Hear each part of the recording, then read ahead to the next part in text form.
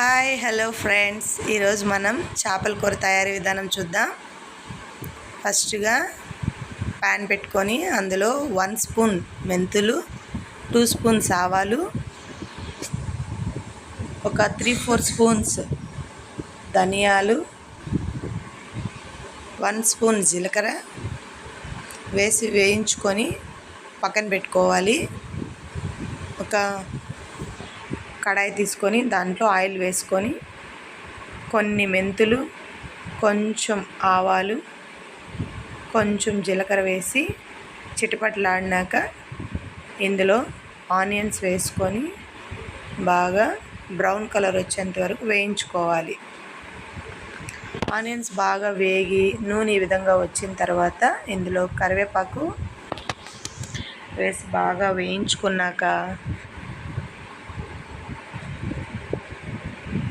మనం ఇంతకుముందు వేయించుకున్న దాన్ని పొడిగొట్టి పెట్టుకోవాలి.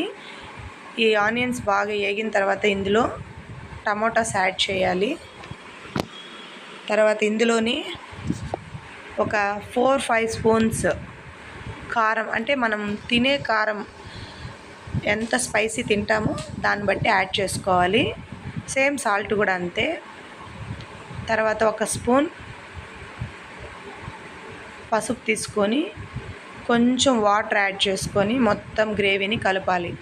నూనె పైకి తేలేంత వరకు బాగా కలుపుతూ ఉండాలి. ఒక 5-10 మినిట్స్ తర్వాత బాగా నూనె తేలాక చింతపండు పులుసు వేసేసి బాగా ఈ విధంగా మరగనివ్వాలి. పులుసు బాగా తెల్లేంత వరకు ఉడకనిస్తే బాగుంటుంది పులుసు. ఆయిల్ పైకి తేలాక శుభ్రంగా క్లీన్ చేసుకున్న చేపల్ని చుట్టూరు వదిలేయాలి. ఫస్ట్గా తలకాయ అలాంటివి వేసుకునేస్తే బాగా చేప బాగా ఉడుకుతుంది.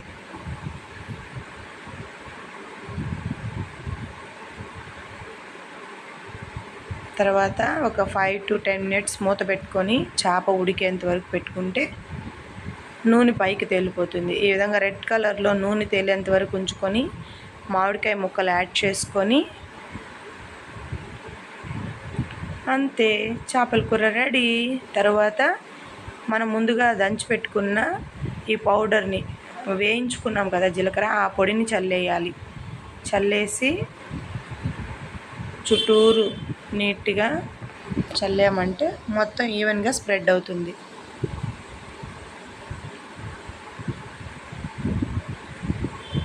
అంతే, టేస్టీ యమ్మీ చేపల కూర రెడీ అయిపోతుంది. ఇప్పుడు మనం కొంచెం మెంతు పొడి, ఇంగువ, 1 స్పూన్ ఇంగువ యాడ్ చేసుకొని తర్వాత కొత్తిమీర వేసుకొని రెడీ.